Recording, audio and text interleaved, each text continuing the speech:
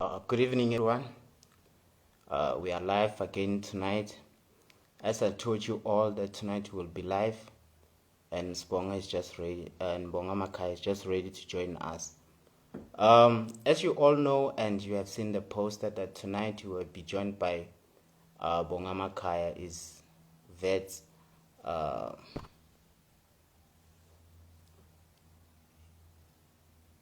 He's vet student representative council, so he's here to share his views concerning the topic. I think we're having some issues here. We're having some issues for Bonga to join. Yeah, there we go. There we go. This is the man I've been waiting for. Good evening, my brother. How are you? Sure, how's it? How are you? I'm very much fine, and I'm excited to have you here. I'm so sorry to give you so much pressure. I'm so sorry. I know today you had a long day, and thank you for making this time for me. I appreciate it. No. It's an honor to be on your platform. Thanks. As I Uh, told you that this is my first time to do it, so you and I we have something in common. We are not used to it. We just need to be patient with one another. And I greet everyone who is joining us. Whenever you are joining us from, can you just tell us where you are joining us from? Just right there. Maybe you're joining us from Bram or Pretoria or Benoni. Just share with us where you're joining us from. Bonga, can I give you this minute just to introduce yourself? no, Bonga Makhanya. Yeah, I'm just a student activist at Wits University. Yeah. Yeah. And I should add something there. The first time when I saw you speaking on Newsroom Africa, I said to myself, Bonga is first soft-spoken guy. You are very soft-spoken. So I like you for that. So, my brother, we are here tonight to talk about a very important topic. We have seen what has been happening Give me around. one moment. One moment.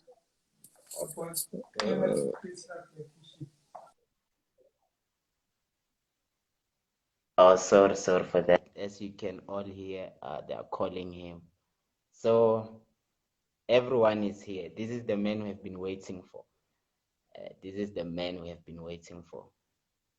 So, he will be back in just few minutes. Tonight we have every time. We are not rushing anywhere. I think we are going to push until 9 o'clock. But if we are not done by then, we can just add few minutes because we are talking about something very important.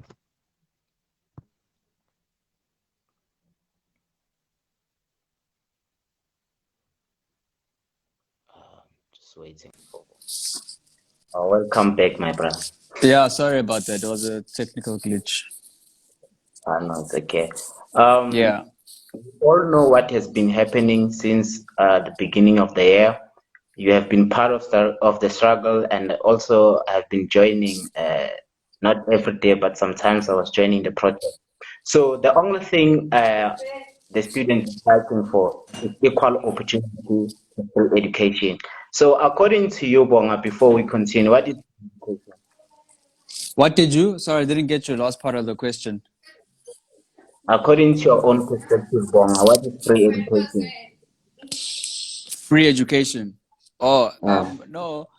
So it's a very simple concept. It's the idea that the responsibility of paying for education should lie with the government or the state. So it's the idea that you doing your degree at WITS or doing your degree at UKZN, the responsibility of paying for that education should lie solely with the state, and it should be treated as a public good and not as a commodity. Because when you start treating it as a commodity, it becomes a weapon to advance inequality, and then it becomes reserved for those who can afford. So, I mean, at Wits University alone, you have like a standard medical degree is about 100K. tuition, and in terms of res, can get up to around 200K. So obviously, not a lot of families in the country can afford such like exorbitant fees. So then, free education would then suggest that that responsibility of paying that 200K must be, in part of their fiscal sort of budget, and it should be taken care of by the state and not the individual. So to sum it Yeah. up, that's basically the concept in summarized format. Yeah, this is the problem that we have been having since I can remember. You see, this is the problem we have been battling. We have seen the likes of Fees Must Fall. By then, I was doing grade 8, grade 9, I think. I completed in 2019. So we have been having this issue of free education. We have been fighting for this. Our brothers now who are working have been fighting for this for us.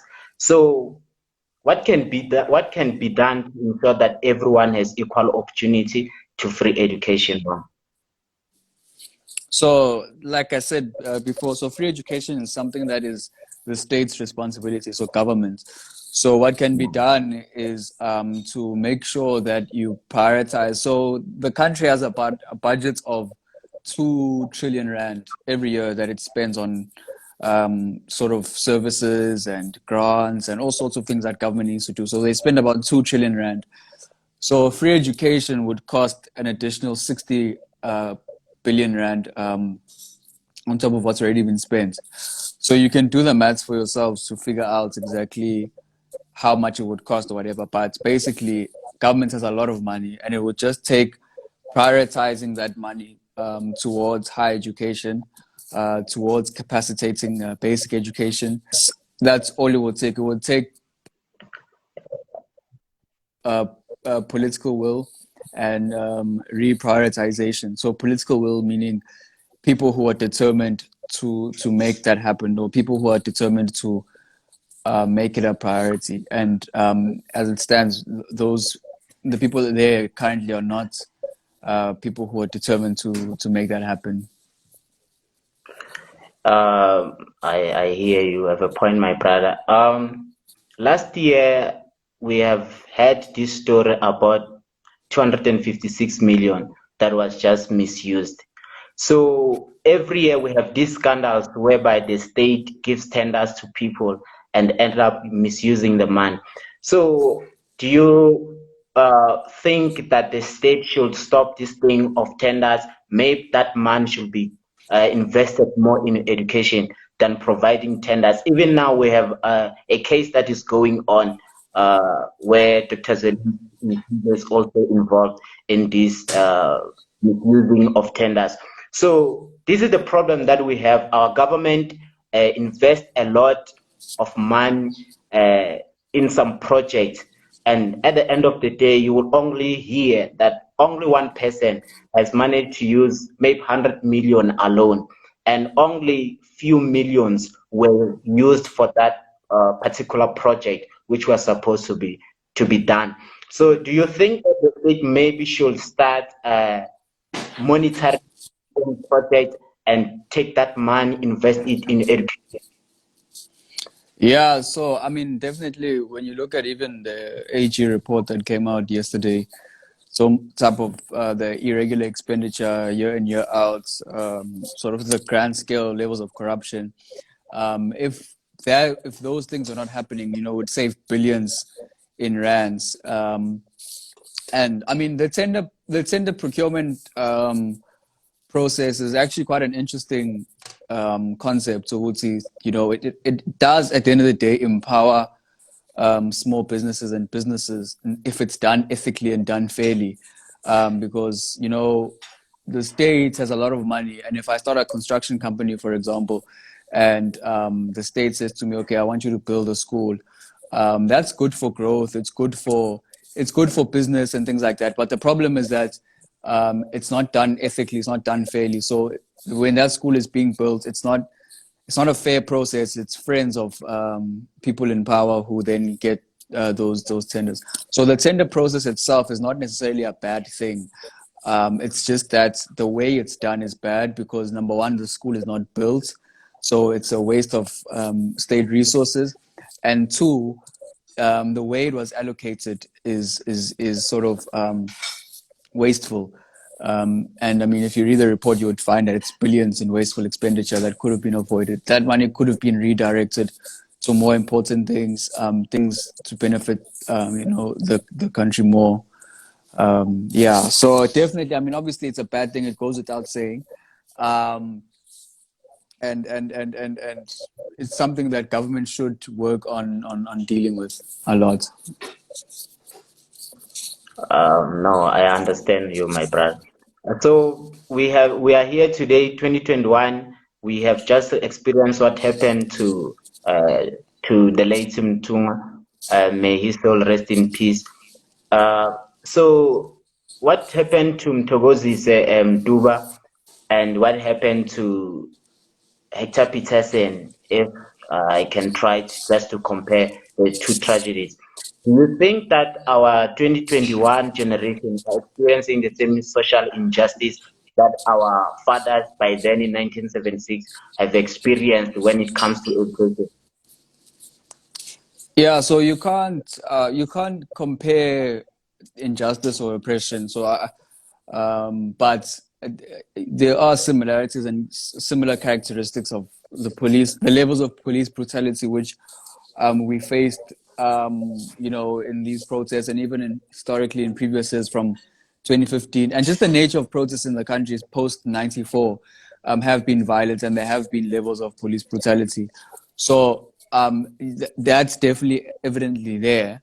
And of course, the key example or the most prominent example would be the death of Umtsokoze Sintumba, where it could have been avoidable and it was unnecessary because the way the police handled that situation was quite similar to how police handled riots and protests in the pre-democracy. So, like a good example that you're making is the one of 1976, where they opened fire in a group of students who were protesting. So yes, I mean the levels of violence are quite similar, and it has similar characteristics, and hence why we're saying we need a reform in how the police are trained, because when they took over in '94 the wheels of government, they didn't inherently and change fundamentally how the SAPS operates and how they are trained. So they inherited the same system and the same sort of institutions that the apartheid governments used against black people.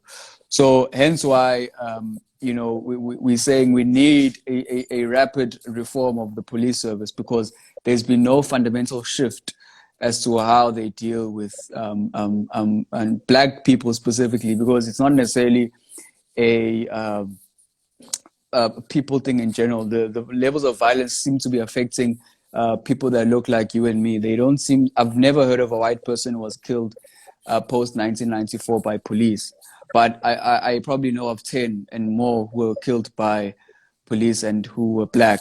So the levels of violence are aimed at black people, and it's driven by the police, and it's fundamentally because the institutions that the ANC government inherited post 94 were not rapidly shifted away from that of the apartheid government. So yes, there are quite stark similarities between the two. Our Minister of Higher Education and Training, Dr. Blade Nzimande, so far, whatever he's doing, I think he's not doing enough when it comes to higher education and training. I can say that he's not doing enough. Like, he's not doing enough. I was listening to his speech as a part of response to the protest, where he said whatever was saying, but he was not actually addressing what the students are asking for. You see, when I remember very well, maybe you can correct me if I'm wrong, the first thing that the Student Representative Council of Vets was fighting for, protesting for, was asking for those who have debts to be able to register. So when I know very well, those people who have debts are not people who are not doing well academically, are people who are doing well academically. So these are people who are committed. to have a degree or master's honors in education, only to find that in 2021 there's a black government oppressing a black student not to achieve his or her dreams.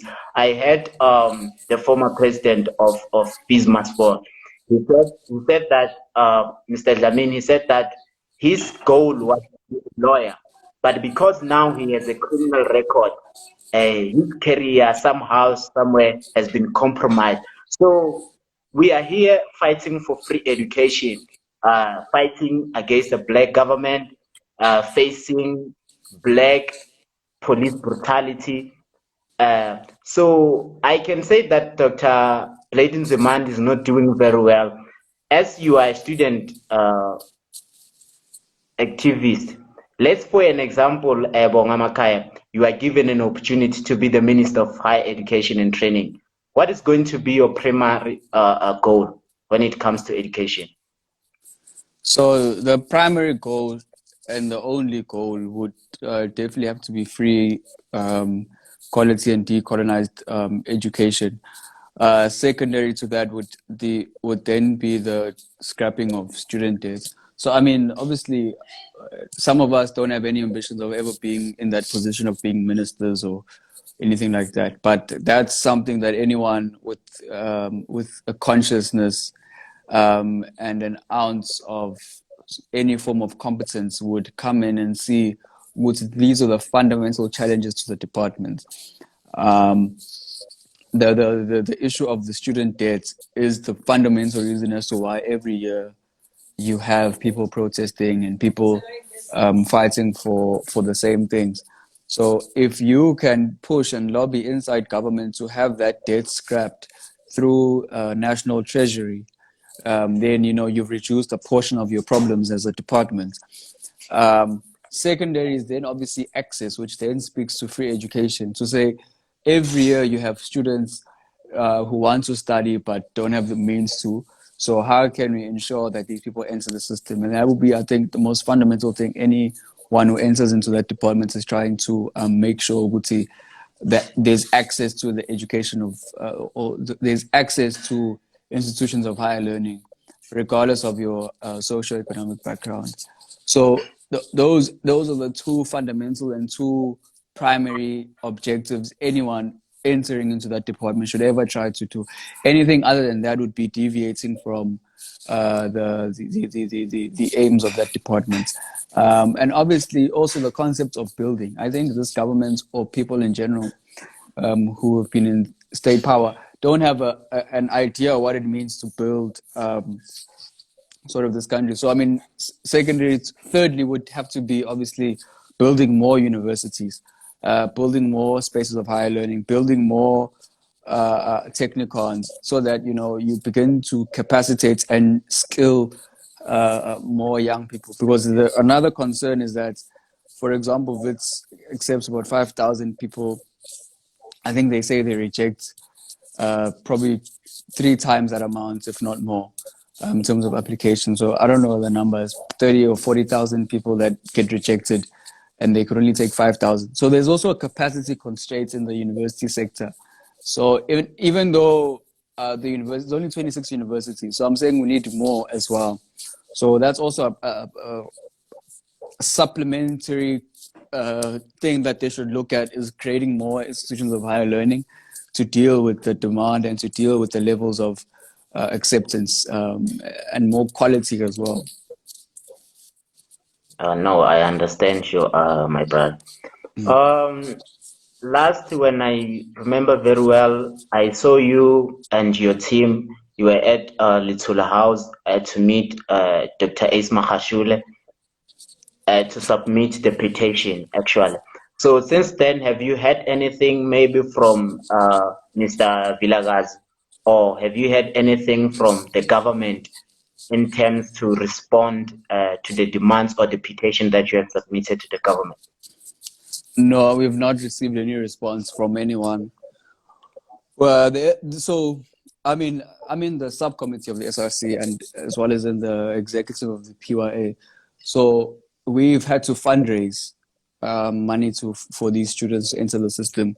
And in terms of the university side, they've not given into any of the demands. The department hasn't given into any of our demands. So we've had to take matters into our own hands, where we've raised 5.7 million rand to assist students who are returning with debt.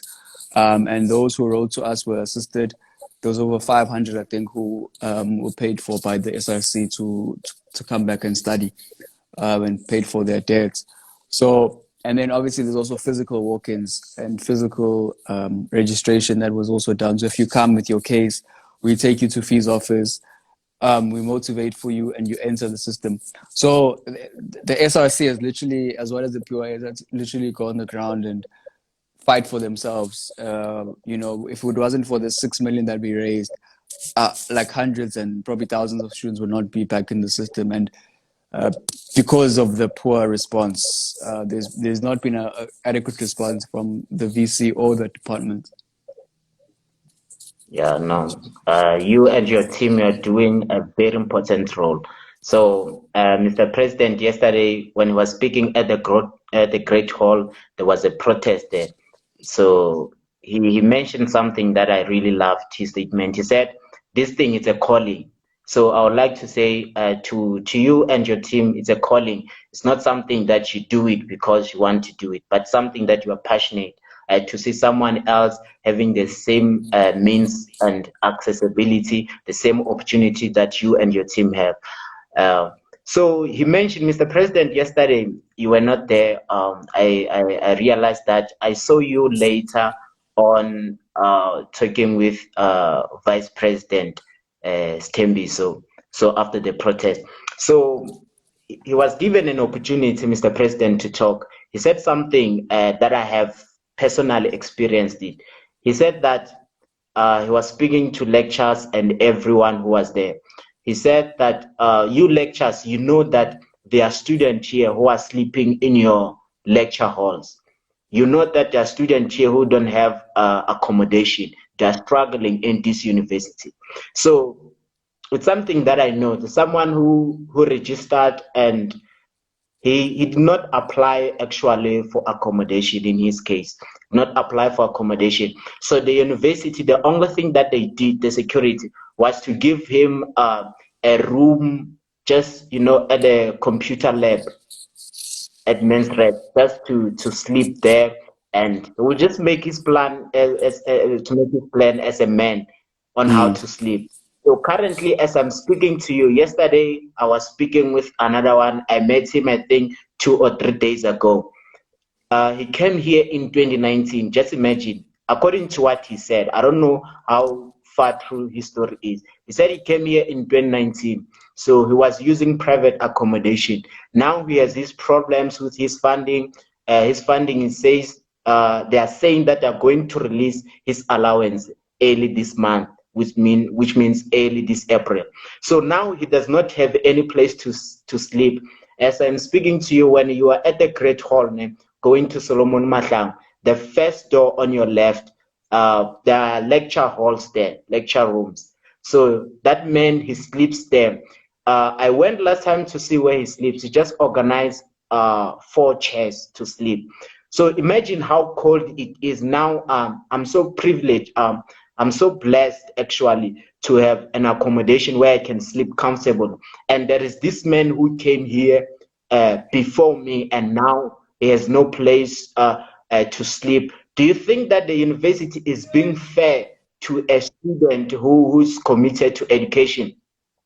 They expect you to write assignments, they expect you to attend classes, but they don't know where you are sleeping. They don't know how you are struggling. The only thing that the university cares about is for you to pay the registration fee, you register, and after that, you are going to pay all the other fees that you are going to owe based on the modules that you are going to register. So do you think the university is being fair just to say, maybe the university, for example, this is my own opinion, it can just say to students who are having problems with accommodation, like in his case, they say we are going to provide you a temporary place for you to sleep until your funding release your allowance. so that you can have a comfortable, conducive place for you to start, for you to concentrate. I can tell you that man, he can tell himself that he's concentrating, but he's not. You see, when you are not sleeping comfortably, your body somehow it does respond.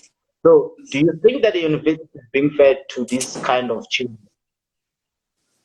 Yeah, no, I don't think it's fair at all. I mean, those are the sort of things that we've spoken out against, and from as early as we were here, even in 2018, 2019, the accommodation strike. You know, to say that this university is not sensitive to the issues that students face. I mean, now you're referencing accommodation. Sometimes it's trauma. You know, people go through levels of violence on campus. You know, with gender-based violence. You know, and other sorts of anxiety and mental health concerns as well. And the university has never shown a propensity to sort of take proactive measures to deal with those cases or be sensitive to those issues. And I mean, they'll tell you that they have CCDU and that they have institutions in place, like the GO office and all sorts of things. But at the end of the day, um, when it matters the most, they don't take those things into account, whether you pass or fail, or you know what I mean. So definitely, I agree that I don't think they care, and I don't think they're sensitive to those issues at all. No, no, I understand you. Here's another point also from Mr. President yesterday. He said the university, when you come here, you register, they expect you, for an example, you are coming from Ramashashan in Limpopo or at Mpangen in KZN. They expect you to know how to use Canvas. They expect you to know how to use the laptop. They don't actually train you. So these are some of the challenges that you are facing. Do you think that every first year student, maybe for a week during orientation, they should be given a platform to go to computer lab? Because I can tell you there are many kids here who are coming here who have never used a laptop before. Even TV, they have never experienced this thing or this privilege to watch a TV. So now they come here, they give you a very complicated software.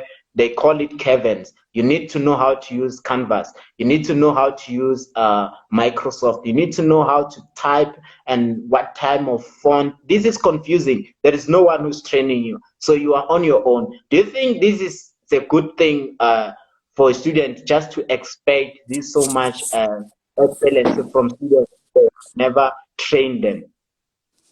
Yeah, it's quite unfair. I mean, like you rightfully say, most of us, you know, even the more specialized degrees like computer science and things like that, where people have never seen codes, and people don't even know all these things, and they expect you to know Python, MATLAB, and all sorts of these softwares. And so it's not just only with those things you've referenced. It's quite an issue, the inequality gap in terms of the adjustment process between high school and of us who have been in the system. But Tasha. there's a new there's a new system now with Canvas, where they just expect you to know. So I mean, yeah, look, those are things that are there, and they've always been there, and goes without saying how problematic they are. And yeah, it's a huge problem, and they do expect you to just think that coming here you've seen a laptop or a computer screen, and a lot of people fail as a result of that. If you look at the first year failure rates, it's a result of them not properly training people how to use these systems and computers and all sorts of things. No, I understand, my brother. What is your advice to first year student and students who say we want to join the Scholar Representative Council, despite of which institution they're enrolled at? What is your advice tonight? Well, I think my advice is that for as long as you have a will, and you're ambitious, um, and disciplined, I think you can do anything in the student space, even outside. And if you have, hello, can you hear me?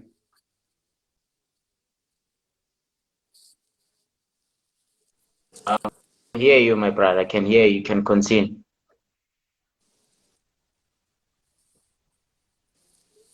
Can you? Is it fine now?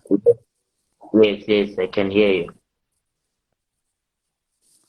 Yeah. So as long as you have a will and you have the consciousness to see that there's something wrong here or there's an injustice here, and you should never be scared to speak out. You should never be scared to try and fail and sort of enter into spaces that you're not familiar with. Because that's what the student activist space is. You know, you enter into different spaces with people with different ideas, who think differently to you, who might not agree with you, and you have to find a way to find solutions on things that you all agree are a problem. And yeah, so I think it's just that you must not be afraid to be ambitious, and you must not be afraid to challenge people, to challenge yourself, because that's ultimately the only way you can make any sort of impact in any space, whether it's activism, whatever career that you want to join. You just to not be afraid is the only thing I can advise anyone on, is to back yourself and to just try and play your part in whatever way. If you want to start a company, if you want to start a singing career, anything, just do it, and don't be afraid to fail, or don't be afraid to try, because I mean, you're only going to land up where you are right now. You're not going to lose anything by attempting. You know what I mean? So most people are just scared. They think this SRC or this PYA or EFF is a huge institution, and they're scared to join or whatever. But the reality is that it's really not that big of a deal. As long as you have the will and you have the consciousness to change whatever you want to change, I think you must go for it. No, no, I understand you, my friend. I Hmm. just love the fact that you said you must not be afraid to fail, because no, as first year student coming to varsity with that passion burning inside, and only to find that somewhere somehow you face some challenges, you're not doing well academically. I have heard of cases that our seniors taught us about, or just warned us about them, of students who were committing suicide because they were not doing well academically. So these are some of the things that every first year student needs to know about. Say, no matter what you are going through, you need to ask for help. There's one of the statements that they made. They said, uh, you should not be here saying that you're going to do everything by yourself. If there's an assignment, you don't know how to do it, go to your seniors, those who are doing their second year, their third year, or their fourth year.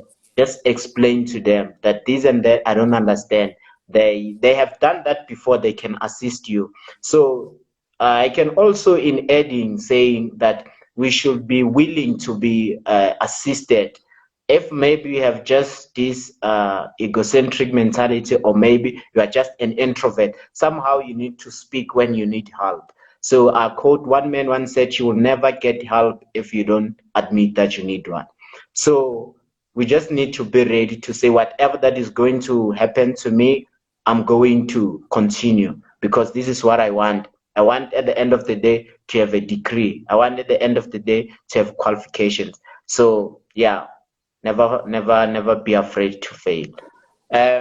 Before I can let you go, my brother, I will just allow anyone who has questions directed to you or to me or to both of us just to ask questions. So viewers, I can see here we have about 8 people. If you have a question, maybe you would like us to answer the question in these few minutes that are left, we would like to know that. You can just type in there, I'll read the question, and I hope we will be able to answer that.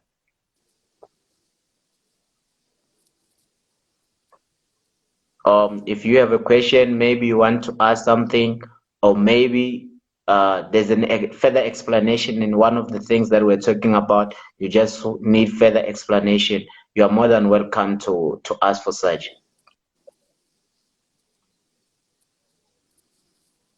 I can see that all our viewers here, they are well satisfied, so there's no one who has any query or question. So my brother, I really appreciate Okay, I can see here Tabang. He's saying, what is the next step for the SRC? No, you must. I think let's give the SRC space to make a decision. They'll come and tell us what they want to do. So I mean, I'm sure the fight is not over yet, but let's allow them to decide how they want to move forward. The president will give an address or give a way forward to all of us. Do you believe that it's actually achievable? Yes, there's studies and there's a lot of things that prove that free education is achievable. I think if you look at Germany, if I'm not mistaken, they have free education. A lot of countries that offer free education. It's been done before, but even in the South African case study, there are research and models that have been presented to show that this thing is quite possible. It's not just a dream. No. I see here we have Ku.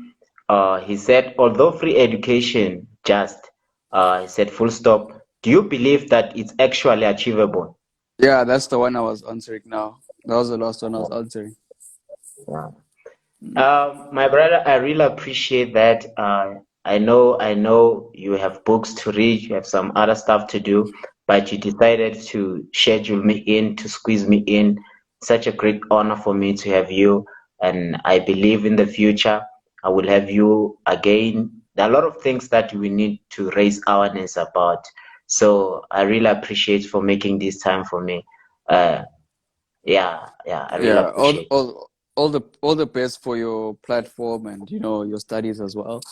It's really great to be able to speak to students and speak to like people like yourself doing things, and you know what I mean. So, all the best. Good luck. Make sure you keep pushing education wise. If there's things on the side, and yeah, never be shy to reach out. It was really great being here. No, I really appreciate. I can see Nipo Sovereign here. He said, "Do you think that fight for free education is just for student only?" My brother can say to you, this thing is not for education only. It's for journalists to help us raise awareness, for journalists to help us to challenge the state. It's for lecturers also to help us to say now we are not going to lecture anyone because our students are out there fighting for free education. This thing also is for a learner in high school to say one day I'm going to varsity, I'm going to experience this. Even those who are in high school, there are a lot of bad things that are experiencing there. So even our parents too, they need to be part of the struggle. This thing is for also a blogger on every platform in social media just to blog about this thing and raise awareness and just put more pressure upon the state to say we need to answer to this one, because this one is a very important measure, or a very important matter. One man once said, if you invest in education, you are building a nation. So I can say this is for everyone, despite of your background or which status you occupy. But if you would like to add anything, my brother, you can add before you leave in this question. No, I mean I've answered it. It's for everyone, not just students, because it's a issue that affects everyone. The amounts of doctors, nurses, teachers you have. So it's even though it's affecting students, but the output is for everyone. So if you have free education, you have more doctors, more nurses, more accountants, more whatever. So society is much better off in the long run. So that's why it's for everyone to tackle. And yeah, thanks again for having me. It's really great, and should keep in touch. I really appreciate my brother. Enjoy your night and good night. All right, cheers. Yeah. Oh, thank you everyone for being with us here. It was just a great honor and pleasure to have you. I feel much humbled and and honored to have you here, giving me your time. Um, we are going to be live. Actually, I'm going to be live every Tuesdays, 8 o'clock, actual 8:12, and every Thursdays I'm going to be live on Facebook and also on YouTube at the very same time. So my Facebook page is Marcelo Simon, the way it is on my Instagram, Marcelo Simon. So there are two there. There's Marcelo Simon, a personal account, and Marcelo Simon Facebook page. So I'll be live on Facebook page. I will really appreciate if you can just go there and also like and subscribe my YouTube channel. So every Thursdays I would be live on YouTube and Facebook. So in these two platforms, I will be bringing people, different people, musicians, and it will depend on who will respond and who will give me their time. But I can tell you and assure you that this Thursday, I have a great man. He's a musician. He decided to give me his time. So I will be live on Facebook and live on YouTube. You can decide which one you want to join from. So 8:30 to 8 o'clock, I have this recording artist I will be interviewing.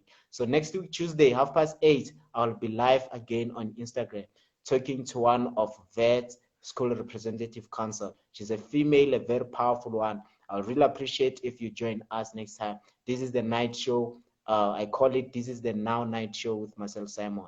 I really appreciate all of you. To those who are going to start, I wish you all the best. And those who are going to rest, we had a very long day. I really appreciate. Have a nice, wonderful, long weekend. And happy Easter to everyone. I love you all. Amen.